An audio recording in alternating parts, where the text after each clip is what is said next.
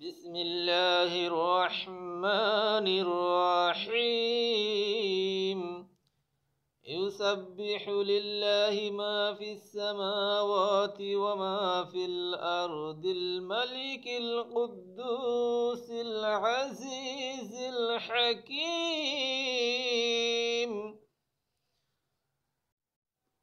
والذي بعث في الأميين رسولا منهم يتلو عليهم آياته ويزكيهم ويعلمهم الكتاب والحكمة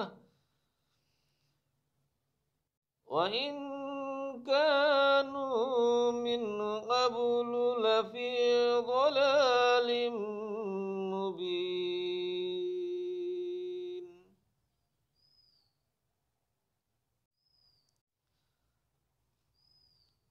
অসীম দয়াময় অনন্ত করুণাময় আল্লাহর নামে।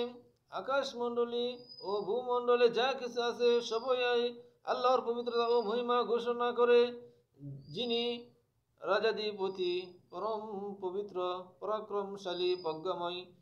তিনি উম্মীদের মধ্যে তাদের মধ্য থেকে একজনকে রাসূল রূপে প্রেরণ করিয়াছেন, যে তাদের নিকট তার আয়াতসমূহ পাঠ করে তাদেরকে পরিশুদ্ধ করে এবং কিতাব ও হিকমতের শিক্ষা দান করে।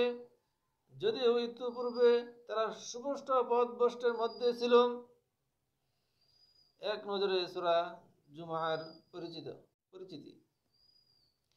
সূরা জুমার পবিত্র কোরআনের অত্যন্ত গুরুত্বপূর্ণ ও তাৎপর্যবহ একটি সূরা। অবশ্যই এক্ষেত্রে দুইটি বিশেষ কারণ উল্লেখযোগ্য। তৎপ্রথমে প্রথমত জুমার নামাজে এই সূরাটি পাঠের উপর বিশেষ গুরুত্ব আরোপ করা হয়েছে। যেহেতু ইসলামী শরীয়তের বিধান অনুযায়ী প্রতি সপ্তাহে জুমার নামাজ এই সূরা পাঠ করা মুস্তাহাব, সেহেতু এই বিষয়ে অত্যন্ত সুস্পষ্ট যে আমাদের জন্য উচিত এই সূরার বিষয়বস্তু, প্রতিপাদ্য বিষয়গুলি সপ্তাহে অত্যন্ত একবার মানুষের কাছে পৌঁছে দেওয়া। মানুষেরও উচিত মনোযোগ দিয়ে তা শোনা। দ্বিতীয়ত,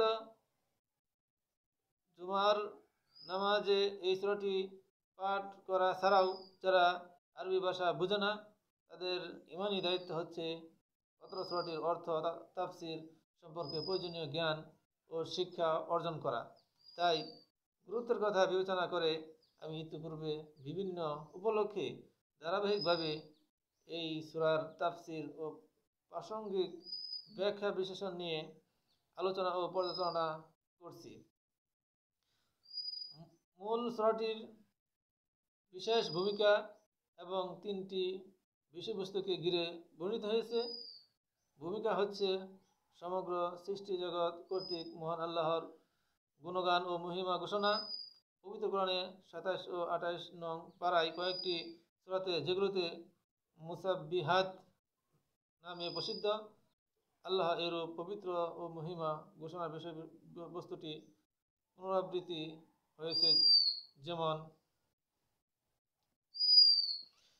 ইউসাব্বিহু লিল্লাহি মা ফিস সামাওয়াতি ওয়া মা ফিল আরদ। আকাশমণ্ডলী ও ভূমণ্ডলগুলো যা কিছু আছে সবই আল্লাহর পবিত্রতা ও মহিমা ঘোষণা করে। কিংবা সাব্বাহা লিল্লাহি মা ফিস সামাওয়াতি ওয়া মা ফিল আরদ। আকাশমণ্ডলী ও ভূমণ্ডলে যা কিছু আছে সবই আল্লাহর পবিত্রতা ও মহিমা ঘোষণা করে। অবশ্যই এখানে লক্ষণীয় বিষয় হচ্ছে সূরা জুমাতে বর্ণিত তাফসির তথা পবিত্রতা ও মহিমা বিষয়টি কিছুটা বিস্তৃত রূপে বর্ণিত হয়েছে, কেননা সাফ ও হাসর উভয় সূরার প্রথম আয়াতে তাসবিহটির বিষয়টি ভিন্ন রূপে বর্ণিত হয়েছে। সাব্বাহা লিল্লাহি মা ফিস সামাওয়াতি ওয়া মা ফিল আরদি ওয়া হুয়াল আজিজুল হাকীম। আকাশমণ্ডলী ও পৃথিবীতে যা কিছু আছে সবই আল্লাহ তাআলার পবিত্রতা ও মহিমা ঘোষণা করে, আর তিনি পরাক্রমশালী, প্রজ্ঞাময়। কিন্তু সূরা জুমাতে এভাবে বর্ণিত হয়েছে, يسبح لله ما في السماوات وما في الأرض الملك القدوس العزيز الحكيم। আকাশমণ্ডলী ও ভূমণ্ডলে যা কিছু আছে সবই আল্লাহ তাআলার পবিত্রতা ও মহিমা ঘোষণা করে, যিনি রাজাধিপতি, পরম পবিত্র, পরাক্রমশালী, প্রজ্ঞাময়। এই আয়াতে বিশ্বজগতের প্রতিপালকের পূর্বোক্ত দুইটি আয়াতে উল্লেখিত বৈশিষ্ট্য ছাড়াও আরও দুইটি বিশেষ বিশ্লেষণে অভিহিত করা হয়েছে। এই আয়াতে আল্লাহর মহত্বের পরিচয় তুলে ধরার পাশাপাশি সৃষ্টির সূচনার লগ্ন থেকেই মানব জীবনের প্রতিটি পদে সমগ্র সৃষ্টি জগতের প্রতিটি অণু পরমাণুর উপর বিশ্ব প্রতিপালকের নিরক্লোশ